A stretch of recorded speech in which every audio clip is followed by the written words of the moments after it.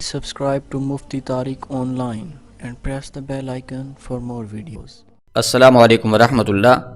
محمد عمیر کراچی سے یہ بھائی پوچھتے ہیں کہ اگر کوئی شخص واش روم میں مکمل کپڑے اتار کر غسل کرتا ہے، اس طرح سے اس کا وضو ہوگا یا نہیں، اور کیا وہ اس وضو کے ساتھ نماز پڑھ سکتا ہے یا پھر اسے نماز کے لیے دوبارہ سے وضو کرنا پڑے گا؟ بھائی نے بہت ہی اچھا سوال پوچھا ہے۔ بھائی کے سوال کا مطلب ہے کہ اگر کوئی شخص برہنہ ہو کر غسل کرتا ہے، کیا اس طرح سے اس کا وضو بھی ہو جاتا ہے اور پھر وہ اسی وضو سے نماز پڑھ سکتا ہے یا نہیں؟ دیکھیے، وضو والے جتنے اعضاء ہیں، یعنی کہ وضو میں 4 فرائض ہیں۔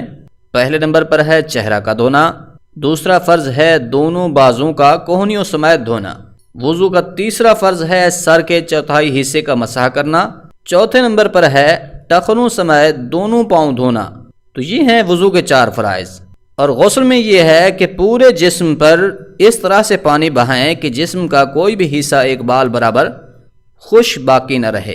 اگر اس کے اوپر غسل فرض تھا اور اس نے غسل کر لیا، تب تو اس کا وضو بھی آٹومیٹکلی ہو گیا، لیکن اگر اس کے اوپر غسل فرض تو نہیں تھا بلکہ ویسے ہی صفائی یا ٹھنڈک حاصل کرنے کے لیے نہا رہا تھا، اب بھی جو وضو والے اعضاء ہیں وہ دھل چکے ہیں، جو کہ وضو کے 4 فرائض ہیں وہ ادا ہو چکے ہیں، تو پھر اس کا وضو ہو گیا ہے اور اسی وضو کے ساتھ وہ نماز پڑھ سکتا ہے، دوبارہ سے اسے وضو کرنے کی ضرورت باقی نہیں رہتی۔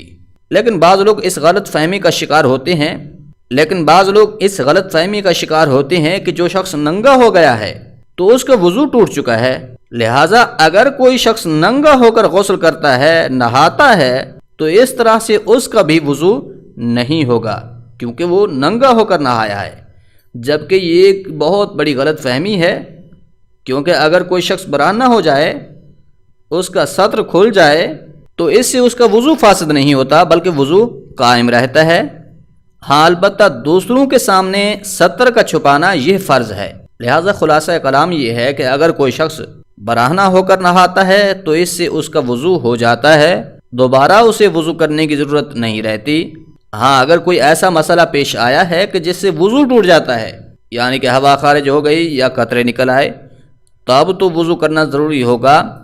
لیکن اگر کوئی ایسا معاملہ پیش نہیں آیا تو پھر غسل کے بعد دوبارہ وضو کرنے کی ضرورت باقی نہیں رہتی، بلکہ اسی غسل کے وضو کے ساتھ ہی نماز پڑھی جا سکتی ہے۔ امید ہے بات سمجھ آ گئی ہوگی۔ اللہ کریم عمل کرنے کی توفیق بخشے، آمین۔